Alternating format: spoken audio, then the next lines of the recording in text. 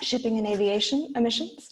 My name is Claire Stockwell. I'm a Senior Climate Policy Analyst with Climate Analytics, and I will be your moderator today for the webinar.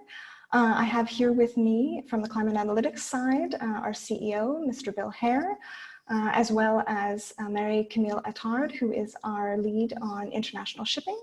From the New Climate Institute side, we have Nicholas Groene, who is a founding partner of the Institute, as well as Silke Moldijk, who leads on the International Aviation assessment. Bill and Nicholas founded the Climate Action Tracker more than a decade ago, and we are very pleased to be expanding the analysis into international bunkers today. I would like to take a moment to acknowledge the European Climate Foundation, whose generous support has enabled the analysis and the webinar to take place. So thanks to them. So today, excuse me, we aim to keep the presentations to around 30 minutes. And so I will begin with a brief introduction of the Climate Action Tracker.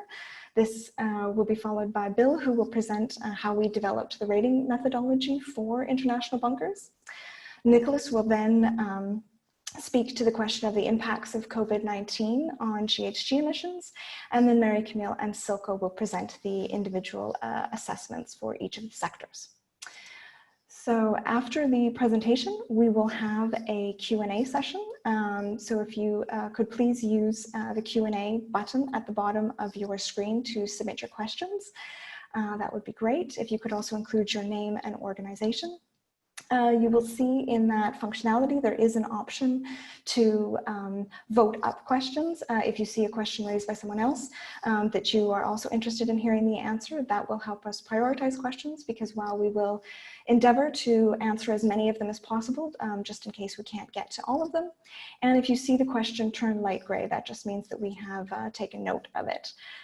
We have disabled the chat function for today's webinar, so if you do experience any technical difficulties, please also put that in the Q&A and we will do our best to assist you. And finally, I just wanted to take a moment to, while we have 5 panelists today, to acknowledge our team behind the scenes, Sophia Gonzalez, Cindy Baxter, Nico Fuchs, and Matt Beer, who are ensuring that the webinar runs as smoothly as possible. So thanks to them. And with that, I will begin. So the Climate Action Tracker, as the name suggests, tracks action under the Paris Agreement. We do this in a number of ways. First, globally, we look at, or we assess the commitments and actions of governments collectively in terms of what that means for warming at the end of the century. And we release that assessment at least once a year with the latest available data. The second thing that we do is assess at the country level, where we assess countries' NDCs and current policies in terms of how does that fare against their fair share contribution to meeting the Paris Agreement's 1.5 degree goal. And then we are always looking for ways to sort of increase the granularity of the analysis of the Climate Action Tracker. And so we're currently doing that in 3 ways. We have our our data portal, which tracks decarbonization, real progress towards decarbonization, and there you can compare trends within countries and within sectors. The second thing we do is look or analyze countries' climate governance and their readiness from a governance perspective towards decarbonization.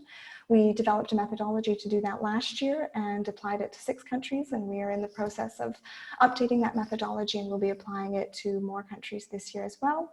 And then finally, we look for opportunities within a country at a sectoral level to scale up climate action, and we will be releasing our latest assessment focused on Australia very shortly. Now, the final thing, as you all know, 2020 is the deadline for submitting updated NDCs. So at the COP last year in Madrid, we launched the Climate Target Update Tracker, where we track governments that have proposed or submitted their NDC updates. And for those countries that are part of the Climate Action Tracker, we also do a rapid assessment of the NDC to analyze the extent to which it represents a true increase in ambition.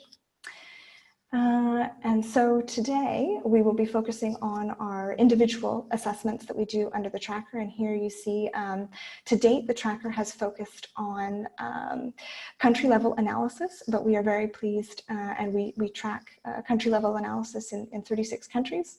We will be adding 4 countries to the tracker next year, but today we are very excited to be adding sectors for the first time and looking at international bunkers. So with that, I will hand the floor over to Bill, who will explain to you the methodology that we use to rate those sectors. Bill, the floor is yours.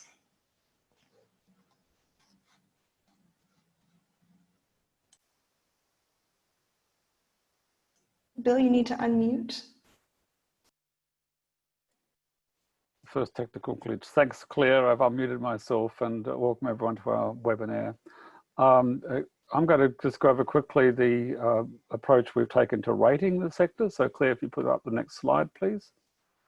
The principle we started from is that the international aviation and marine sectors would need to decarbonize at about the same rate as all of the CO2 emitting sectors, energy and industrial processes.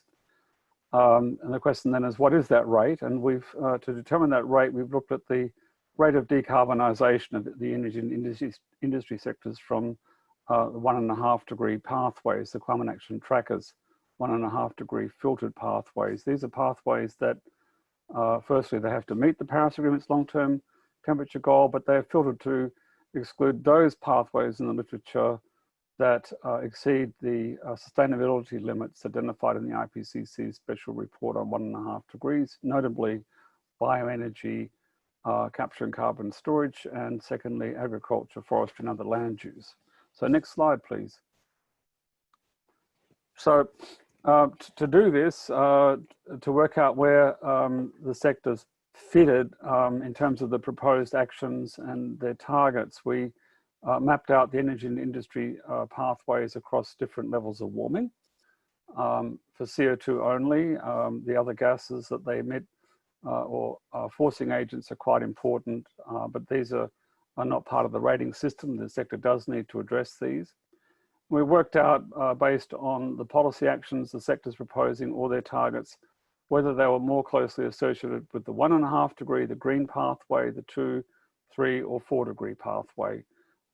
Quite a simple method, but one that's fairly robust, and with the dominant assumption that this sector does need to decarbonize, reach zero emissions on the same time frame as all other energy using sectors. So next slide, please. And with this, we have rated against the Climate Action Tracker's thermometer range of warming. So policies that exceed 4 degrees of warming are rated as critically insufficient for these sectors, highly insufficient between 3 and 4 degrees, insufficient between 2 and 3 degrees. This means that if all other sectors followed that level of ambition that we placed the sector in, for example, insufficient, then the entire world would warm between 2 and 3 degrees. That's the analogy that we're using. And 1.5 degree pathways are rated as compatible with the Paris Agreement.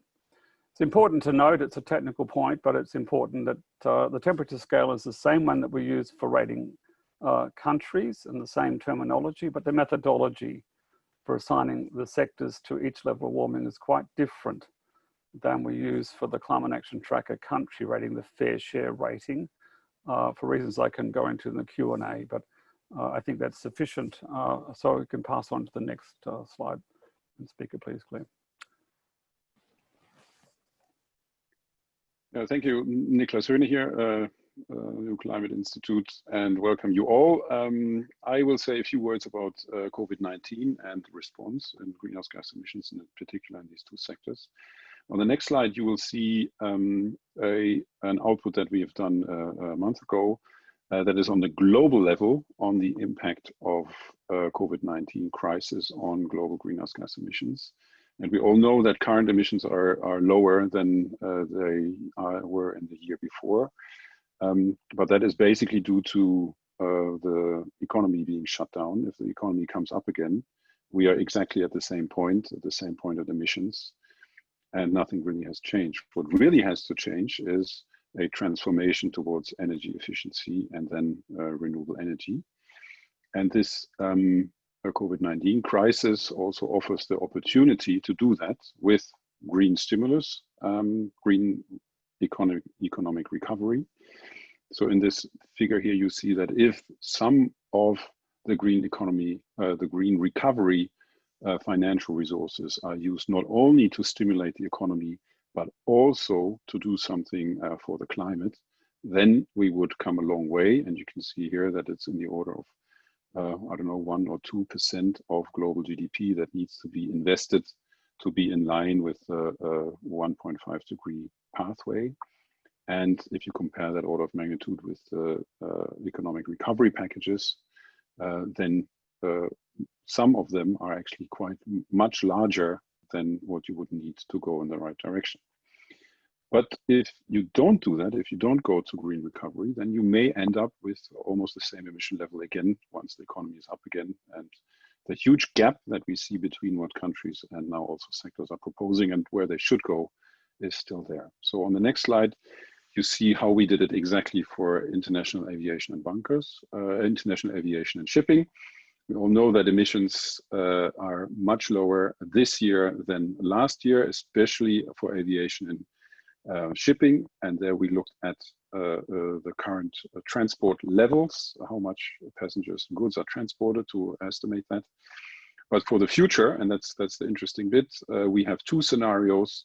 One is a low emission scenario where we have a huge decrease in emissions this year, a slow recovery, and we paired that actually with high technology improvements. And on the other hand, we have a high emission scenario where we have a smaller decrease, a fast recovery, and then no incentives in new technologies and therefore low technology improvements. So this whole range then shows where we could be after the crisis. Main point here is if we do nothing and everything jumps back, then COVID-19 may have even a limited impact on the long-term trajectory, and that's probably something to be avoided. So over to Marie-Claire on shipping. Thank you very much, Niklas. I will start then the assessment of international shipping and giving a brief overview of the international shipping emissions profile on the next slide. Thank you.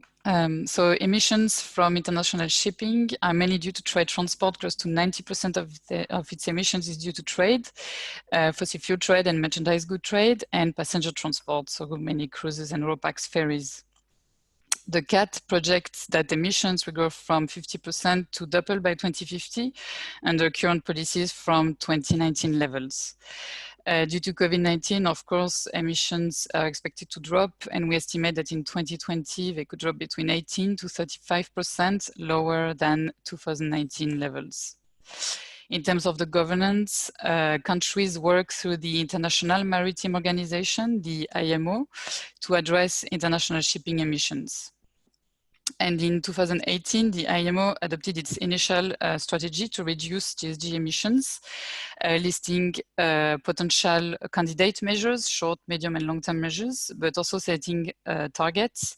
So a carbon intensity target in 2030 and 2050, and an absolute target in 2050. So the carbon intensity target is expressed in CO2 emissions per transport work, which means that it will be dependent on trade and how trade growth and how passenger transport grow across time. The absolute reduction target aims to halve emissions below 2008 levels in 2050 and covers all GHG emissions as defined by the Kyoto Protocol.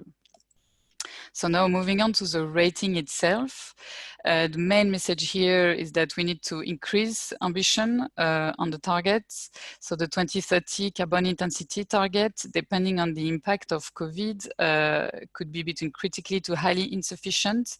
So which would mean on a 4 or above 4 degrees world, noting that close to 30% of the target had already been achieved in 2018. In order to avoid this dependency on the growth of trade and on passenger transport, we will need to shift to an absolute emissions target to cap emissions that year. Regarding the 2050 absolute target, we rate it as insufficient, which would be corresponding to a 2-degree world. And under current policy, we project that current policies are far off the target. And as we can see, nor are engaged in a reducing trajectory, which is what we would need to reach full decarbonization by 2050. The 2008 baseline used for those targets was chosen as the height of historical emissions from international shippings, so which we illustrate here. Now moving on to measures. What are the measures so far implemented to reach this target? So the main message here is probably that we will need to accelerate on measures and action taken. So the IMO has adopted its strategy in 2018, which is set to be reviewed 5 years later in 2023. And so far, we have few policy instruments implemented, the main one being the Energy Efficiency Design Index, the EEDI, which mandates ships to improve their energy efficiency by 30% in 4 phases, so from 0 to 3, compared to average efficiency of ships from early 2000s. There is draft amendment to accelerate the entry into force of the phase 3 to 2022 instead of 2025, which was previously planned, and to increase the target up to 50% for some of the ships. Those agreed amendment for adoption. Those amendments were agreed for adoption, but this could not take place. It was supposed to take place in the last MEPC session, the 75th, which was supposed to take place end of April, beginning of May, and was cancelled due to COVID-19. Another key measure to reduce emissions is the to limit the speed of ships, which is the most efficient operational measures. But so far, no concrete measures have been adopted to limit the speed. And based on the last 6 intersessional working group on reduction of GHG emissions, it indicates that the preferred option would be to move towards a goal-based approach rather than a mandatory measure to limit speed. Moving on to the next slide. So the IMO in its 2050 target to reduce emissions accounts for 50% of the effort should be reached by implementing alternative technologies and fuels. So there is a recognition that we need to shift away from heavy fuel oil, HFO, which would have an immediate impact on emissions due to the emissions of black carbon, which is a short-lived climate pollutant. However, there was a ban of draft regulation on a ban of heavy fuel oil in the Arctic region, which was originally set to enter into force in 2023, but is likely to be postponed 5 years later for acting nations, which are the highest consumer of HFO in the region. What are the options in terms of alternative fuels? So there are options. Industries are showing initiatives, and some pilot projects are coming up in the next 5 to 10 years. So starting with electric vessels, which would be more suitable for short distance cruising and RoPax. We expect a fully battery powered vessel in 2030. Biofuels, there is already test runs on tankers run with 100 biofuels in early 2020. And there is, of course, ammonia and hydrogen, which are expected to play an important role in the future, with 2 pilot projects where we expect the first ammonia fuel cell system in vessel in 2024 and 2023 for hydrogen. However, in spite of those options, we see we think that investments are growing in natural gas, seeing as a bridging fuel.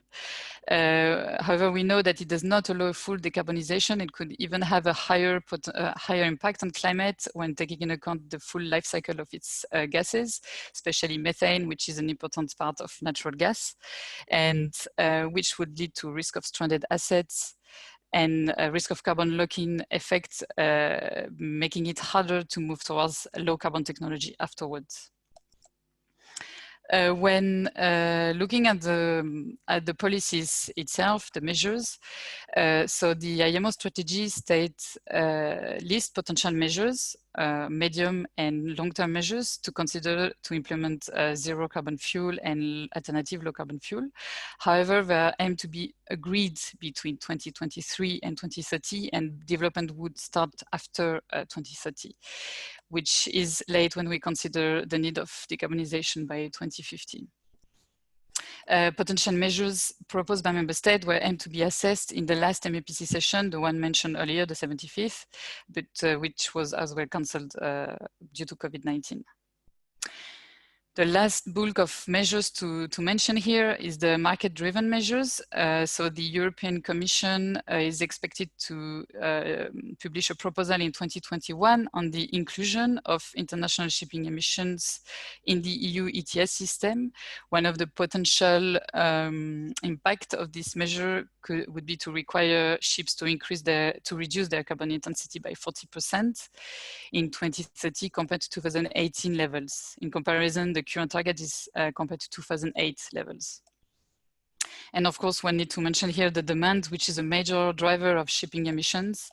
While decarbonizing the economies would be a major driver in reducing trade of fossil fuels and working toward development of a more sustainable supply chain would help as well in reducing the trade in merchandise goods.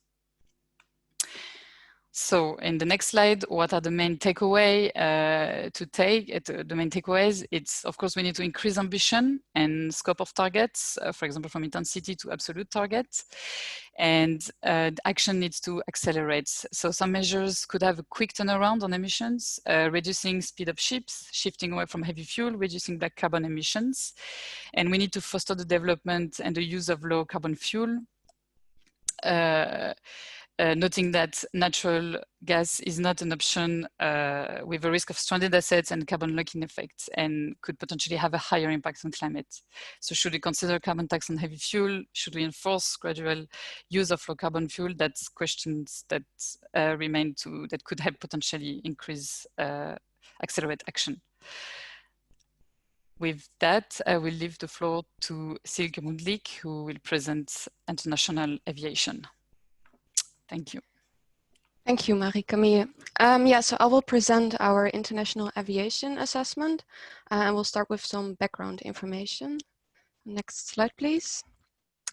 In recent years, international aviation contributed about 1% of global greenhouse gas emissions, but this share is expected to increase in the future, both because other sectors will decarbonize, but also because demand for international aviation is expected to increase. And we project that emissions from international aviation will double to almost triple between 2015 and 2050. And it is after taking into account the potential impact of COVID-19. So as Nicolas already said, emissions this year will be substantially lower than in 2019. So ICAO expects a 45 to 60% drop in emissions. But the aviation industry expects to be back at 2019 levels in about 3 years' time. Countries work through the International Civil Aviation Organization, ICAO, to address emissions. And in 2013, the ICAO Assembly set the aspirational goal of carbon neutral growth from 2020 onwards. And carbon neutral growth means no net increase in CO2 emissions. And in 2016, the Assembly established a market-based measure, which is expected to play a crucial role in achieving carbon neutral growth. CORSIA, which is the Carbon Offsetting and Reduction Scheme for International Aviation. And under CORSIA, airlines must offset any annual increase in CO2 emissions compared to a baseline. And currently this baseline is set at average emissions in 2019 and 2020. But because emissions are much lower this year than anticipated, airlines asked ICAO to revise the rules and only take 2019 emissions as the baseline. And this baseline is also important for carbon neutral growth because it serves as the basis for this goal. And I will come back to discussions on the baseline later, but first present our rating to you. So next slide, please. So both these targets of carbon neutral growth as well as current policy projections are critically insufficient. As you can see, we have taken a range for the target because there are discussions on what the baseline should be. And in 2030, this range would fall in the highly insufficient to 2-degree compatible range. But we downgraded this rating to critically insufficient for 2 reasons. First of all, because carbon neutral growth covers CO2 emissions, but not other greenhouse gas emissions from aviation or other climate impacts, such as the formation of contrail cirrus. And secondly, because CORSIA is to be the main measure to achieve carbon neutral growth, but unlikely to do so. There is no absolute target for 2050, but this goal of carbon neutral growth will still remain and will also then be critically insufficient. And to be Paris compatible and receive a good rating, aviation should reach net zero emissions by 2050. Next slide, please. Yeah, so I said CORSIA is unlikely to deliver on carbon neutral growth. There are 4 main reasons for this. First of all, participation is limited. So ICAO currently expects 85 countries to participate from CORSIA start next year. And important countries such as China, Brazil, Russia, and India are missing from this list. And if these countries will not participate in future years, then CORSIA will cover likely less than half of emissions from international aviation. And that in itself is a reason why CORSIA will not deliver on carbon neutral growth, even if the scheme would be perfect otherwise. A second shortcoming of CORSIA is that the emission offset units that airlines can buy to offset their increase in CO2 emissions are unlikely to deliver sufficient reductions due to their heterogeneous quality. The ICAO Council approved emission unit criteria that should ensure that the offset credits purchased under CORSIA represent real, additional, and permanent emission reductions or removals elsewhere. And while these criteria are in themselves strong, they are inconsistently applied. And so there are major concerns that the offset credits that airlines will buy will not be additional. So that means that these reductions would happen anyway and that CORSIA has no impact. The third problem is that the offset credits will likely be so cheap that they are unlikely to trigger investments in operational and technical measures. So supply of these credits is likely to exceed demand and prices to be around a few euros or dollars per ton of CO2. And for instance, alternative fuels costs at least 40 to, or have an abatement cost of 40 to $80 per ton of CO2. So airlines face no economic incentive to invest in these measures that will lead to actual reductions and are likely to buy offset credits. A fourth problem with CORSIA is that CORSIA eligible fuels may not deliver sufficient reductions. So instead of purchasing offset credits, airlines may also use fuels that the ICAO Council approved. These can be lower carbon fuels or sustainable aviation fuels. And these fuels must lead to at least a 10% emission reduction compared to standard aviation fuel. And while a 10 or 20% reduction is a good, well, it's positive, it's by far not enough to achieve carbon neutral growth. And also there is an optimism bias in the default value that ICAO uses to calculate the emissions from biofuels, and that might lead to claimed reductions that are higher than the actual reductions. So in a nutshell, that is why CORSIA is not expected to deliver on carbon neutral growth. Can we go to the next slide, please? Yeah, so as I said, there are currently discussions on changing the baseline for CORSIA. So because of COVID-19, emissions this year will be much lower than anticipated, and airlines asked for a revision of the rules and to take 2019 emissions as the baseline instead. And these two figures show that a revision of the baseline to 2019 emissions would mean that in the near future there would be no or very limited reductions for CORSIA, and that on the longer term the offset obligations are also smaller as compared to average 2019-2020 emissions as the baseline. And the ICAO Council is expected to take a decision on this baseline this week, and we would urge them to stick to the rules as they currently are and take 2019-2020 emissions as the baseline. Next slide, please. So aviation is a relatively hard to abate sector, but it does have a huge mitigation potential, and it is possible to decarbonize the sector by mid-century.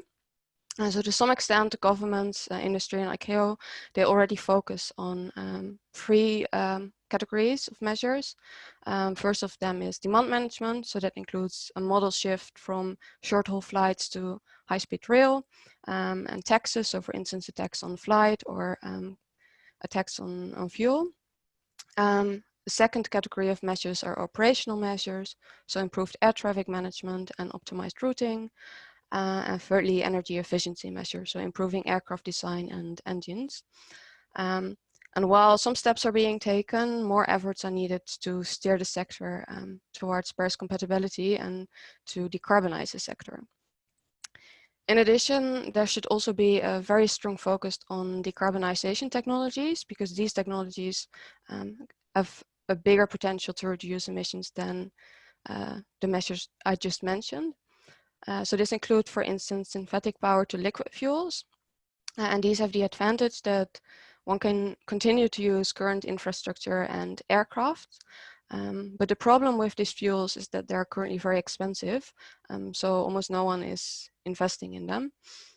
And the second decarbonization technology are electric batteries, but these will likely only be suitable for short-haul flights in the decades to come. So what governments should do to incentivize the use and development of these technologies is to provide financial support to developers to lower financial risks, and also use public revenues to support research and development. Governments could set fuel standards or more stringent standards than currently exist. And they could also use carbon pricing instruments to make standard aviation more expensive and lower the difference in price that currently exists between standard aviation fuels and the alternative fuels.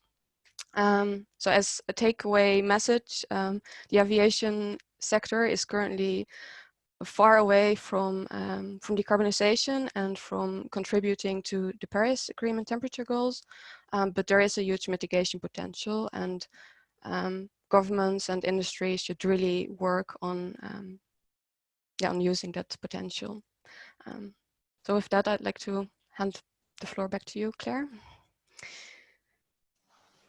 Great, thank you very much, Silke, and thank you to all the panelists.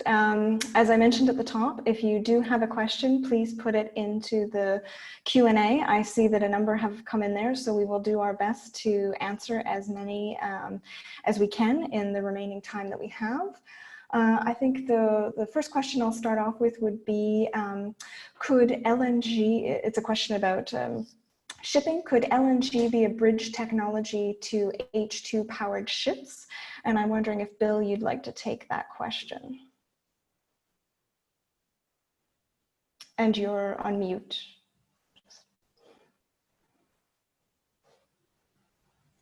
Yes, the LNG doesn't really provide a bridge to a zero carbon future, and because of the time scale in which this sector and all sectors need to be moving towards zero CO2 emissions, LNG itself doesn't provide, you know, the appropriate pathway to zero carbon shipping transport.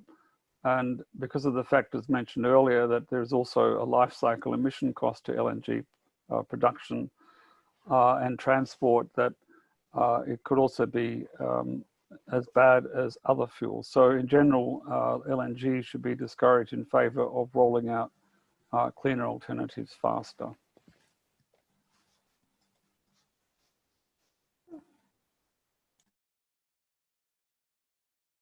Sorry, great, thanks very much, Bill. The next question is a clarifying one, which is maybe, if some of the panelists could speak to the relationship between the Paris Agreement, the ICAO, and the IMO in terms of the requirements that the ICAO and the IMO may have to accept a particular target reduction, or speak to the relationship to those bodies. And I'm just wondering who would like to start off with that question first. I'm happy to take that if I may. Claire. Fantastic, go ahead. Thank you, Nicholas. Yeah, to do a little bit of history here. So 1997, it was with the Kyoto Protocol that ICAO and IMO were charged to look after greenhouse gas emissions from these two sectors. Yeah, and unfortunately, well, that's over 20 years ago. Emissions since then from aviation have doubled, and emissions from shipping are plus 40% since then. So in the last 20 years, not too much has happened. Actually, if you look forward, again, aviation is set to double in the next 20 years, looking forward, and shipping as well, going up 40% in the next 40 years. So it's really not enough, and in the last 20 years, not enough has happened, definitely. Now, I think the Paris Agreement has put a little push to both sectors to do more. I think what's really important now is, in the Paris Agreement, it basically says we need to decarbonize completely, to go to zero emissions by 2050, and that also applies to these two sectors. And in both sectors, you see that they are not yet thinking about complete decarbonization. Shipping a bit more than aviation, but both have not yet got the full spirit of the Paris Agreement, that you need to go to zero. And you cannot go to zero with a little bit here, a little bit there. You need to incentivize new technologies that can really get you to zero, and that's currently missing in both sectors, and that's also a reason why they are both critically insufficient.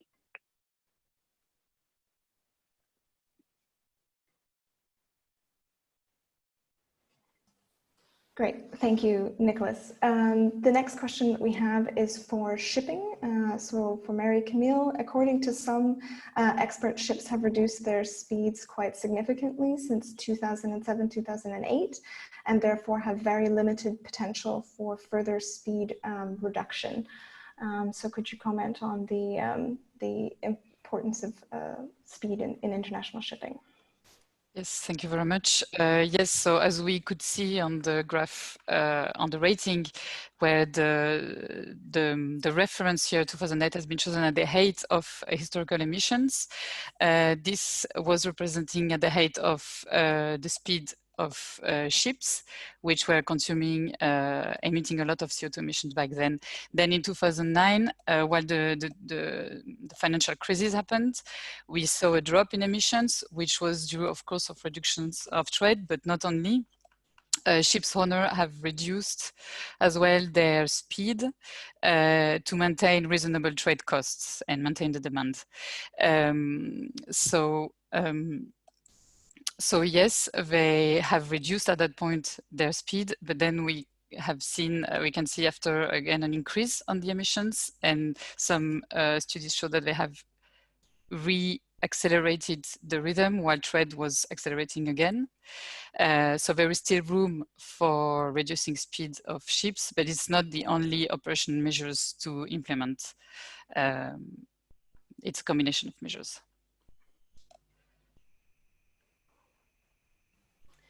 Thank you, Mary Camille. During the presentations, we heard a lot about the potential for biofuels in these sectors. And so we have a question, is it realistic to produce enough biofuels without harming or risking biodiversity targets? Silke, would you like to take that question? Yes, so in short, the answer is no. There is some potential for sustainable biofuels, but there is a lot of demand also from, for instance, the road transport sector or from power installations to use biofuels in order to decarbonize. So it's not realistic to produce enough biofuels for all these sectors and for shipping and aviation to decarbonize. So biofuels, they could play a minor role, but not a big one. Great. Well, I have another aviation question for you, which is, does the CAT's aviation projection and does CORSIA have a radiative forcing index factor? No, neither our rating nor Corsia does include one. As I said, these non-CO2 emissions from aviation, they have an important radiative forcing potential, but there is a lot of uncertainty about the exact radiative forcing factor. And yeah, so we don't include it in our rating, but we in our report, we state explicitly that it is important to also address non-CO2 emissions, because otherwise we're still not doing enough. Thanks. Aviation is very popular in the question, Silke. So I have another one for you, which is, should international aviation emissions not be included in national carbon budgets and later to NDCs? Though I think I will take my prerogative as chair to maybe expand that to both sectors, as I think it would be applicable to both.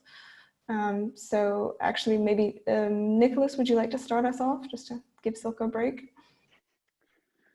Yeah, indeed. I mean, again, the history, it was 1997 where they decided not to allocate these emissions to national accounting, but to give responsibility for those emissions to the international organizations. And as we see lack of progress, one can argue whether that was a good idea or not, but that is indeed the decision. And now the only thing then happened that you can see a little bit is that little bit of back and forth between national jurisdictions and the international ones, that the EU, for example, says, okay, if internationally nothing is happening, then maybe we need to regulate it domestically. And then there is a discussion going on, and there's a little bit of pressure going back and forth between national and international. But I think we are stuck with the situation that is international, and since that decision was taken a long time ago, and that's where I think, but you may have different opinions, that's where we should put the efforts on to get the international discussions right and the regulation right there to really tackle that issue. Thank you, Nicholas. So a question for international shipping then is, and this is about the inclusion of shipping into the EU ETS. Is it planned to add shipping in the regular EU ETS or to create a new half-open one like for aviation, and what would be the spatial scope? So Mary Camille, could I give that question to you? So to my knowledge, it's not, so we wait for this proposal of the European Commission in 2021. From my understanding so far, the inclusion of the international shipping emission in the EU ETS would be based on the MRV regulation, so the monitoring regulation of shipping emissions, which limit the scope of boats. Yes, so that would be so far the scope and of the inclusion of the shipping emissions in the EU ETS. Thanks, Mary Camille. Turning back again to aviation, we have a question on what the advice would be to airline CEOs as they tackle the current existential crisis that they're facing from the pandemic, as well as an imperative to reduce emissions in the future. Yes. Sorry, so yeah, I will take it.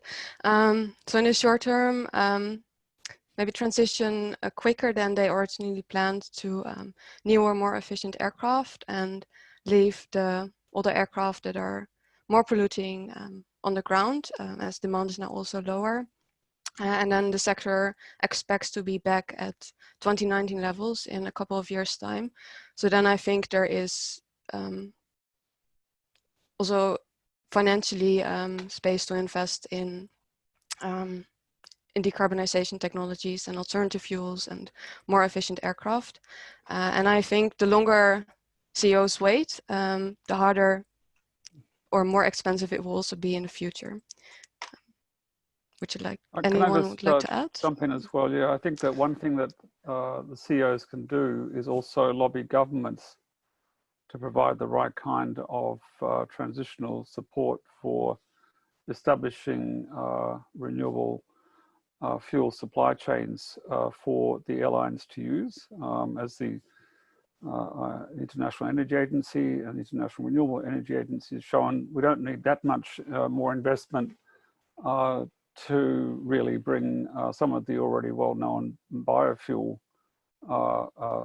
fuel chains to a point where those prices would start dropping, and the aircraft manufacturers and operators have experimented over years in getting their technology to support biofuels in jet turbines. So at present, we don't see CEOs lobbying governments for those kinds of support.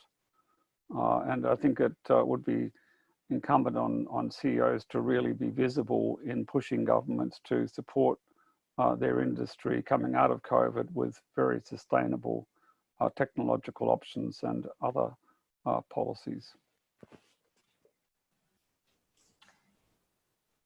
Nicholas, did you have anything to add? No, okay. Then we have the next question is on shipping, and it is, what share of the total emissions does the IMO cover, and are there operators that are out of the scope of that organization? Mary Camille? Yes, thank you. So the IMO covers all international shipping emissions. So it means excluding fishery and everything that falls under national shipping emissions, which is boats traveling from port to port of the same country. And there is not any operator excluded from these international emissions. So international emissions, it's defined as boats traveling from port to another different countries. Thanks for that, Mary Camille. The next one is to both sectors, which is, do you think the decarbonization of international shipping and international aviation is possible by 2050? And there, Nicholas? Yeah, thanks. I think we looked at studies that looked into that, and for both sectors, you can find actually studies that say it is possible to reduce to zero emissions for both sectors. For both sectors, it's a stretch. No, they're always known as the hard to abate sectors. But even if it's hard to abate, it's not impossible. It is doable. And the key is, as I said before, is that we need to think about zero emission technologies. So alternative fuels or alternative propulsion methods. That is the key to think about. And it's not, you cannot do that by business as usual, a little bit of additional reductions here and there, but you really need to think about this new technologies. And that will not come by itself. It requires a huge, huge investment. And as we said before, both sectors have economic difficulties right now, and it will be difficult to make these investments. But that's what's needed, and they either do it with their own power, economic power, or are helped by governments. But that's the main thing that needs to be done. It is possible, yes, but only if we really try hard enough. Thank you, Nicholas. I have two questions on aviation, which are there some financial or technological assistance provided to countries that have weak aviation industries under CORSIA? And second question, which would be, what about the if you could maybe speak to some comments on the non-carbon climate impacts of aviation and how those are considered? Silke, if I can hand that over to you. Yes. Yeah, so regarding the non-CO2 emissions,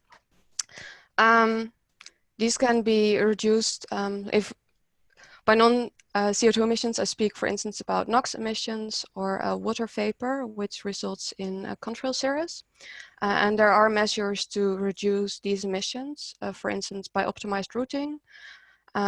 If you fly, for instance, at night, the impact of contrail cirrus is larger than when you fly during the day. So airlines or governments even could shift to flying at daytime,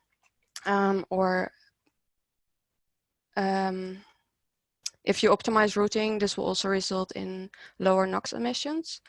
So there is potential to address these emissions without maybe necessarily addressing the CO2 emissions. And it is necessary to have different approaches towards these different emissions. Then the first question on whether there is any assistance provided to countries with a weak or under CORSIA. There is a program called Act CORSIA, where wealthier developed countries help developing countries with the implementation of CORSIA, and then in particular with the monitoring, reporting, and verification systems. Yeah, that would be my answers. Thank you very much, Silke. Turning back to shipping and questions around the EU ETS. If shipping emissions were governed by the EU ETS, could this add costs imposed on shippers, or could this added cost imposed on shippers put further stress on the industry? Would a better option be to implement their own ETS in the form of voluntary markets, which are cheaper than buying a carbon permit, similar to what we have seen with CORSIA in aviation? Mary Camille, if you'd like to take that one. So I think, yes, the main point of this question, of course, we could put less stress on industry, and potentially could be a better solution to implement their own ETS. Now, I think whether it is the EU ETS or the IMO implementing market system, the key point here is to at least avoid to do the same thing as CORSIA. For example, so this question mentioned voluntary system.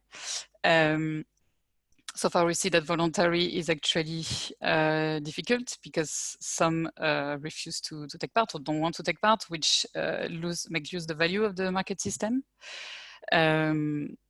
So it could, I think it could be a better solution to have a non-ETS system. Now the rules would need to be we need to go along with that. And the quality of the certificate, we need as well to be ensured. Thank you.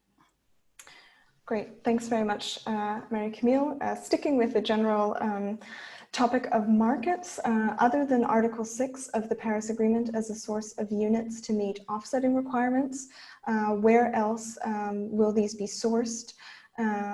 And the context here is that Article 6 negotiations on rules and modalities and procedures are not yet concluded. Silke, would you like to start us off? Yes, so Article 6 projects will actually not provide carbon offset credits for use under CORSIA. In March this year, the ICAO Council approved 6 programs, and these include, for instance, Gold Standard, the Verified Carbon Standard, and China's greenhouse gas emissions voluntary emission reduction program. And others may be added, but at this point, there are only 6 programs, and Article 6 is not one of them. Thanks, Silke. On, again, sort of staying with CORSIA, if there's the BRICS, so Brazil, Russia, India, and China are not part of CORSIA. Does this mean that all air travel operators based in those countries are exempt? Or are there any flights in and out of those, or any flights in and out of those countries are exempt? So a question around just the sort of participation and scope of CORSIA. Yes, yeah, so CORSIA covers emissions from flights between participating countries. So that means if, for instance, UK is currently planning to participate, if a flight goes from the UK to China, then these emissions will not be covered at all. If China also does not participate. Sorry, if China will not participate. And if this flight goes, for instance, from the UK to the US, which currently both say they will participate, then these emissions will be subject to CORSIA. And I think it's also important to mention that it doesn't matter where the aircraft operator is based. If he flies on a route between 2 participating countries, this aircraft operator will need to offset his emissions, also when he is based in a country that does not participate in CORSIA. Thanks very much, Silke. So just looking at the time, this will be the final question, and then I will give each of the panelists 30 seconds in terms of closing remarks. So is there any chance that ICAO will accept gradual introduction of fuel blending mandates? Can I give that question to you, Nicholas? Well, I can't speculate on chances of success of individual things here, but what I see right now is that ICAO has taken a different approach. No, it sets targets for operators and gives them a flexible approach with CORSIA to meet them. And yeah, you can do many things as long as you meet that target. So very particular policy options that ask for one particular thing to do seems to be not the way ICAO is going right now. And I think the key here is then to set the rules that are still in flux of ICAO under CORSIA, to set them in a way that they are most effective. And that I think is what needs to happen now.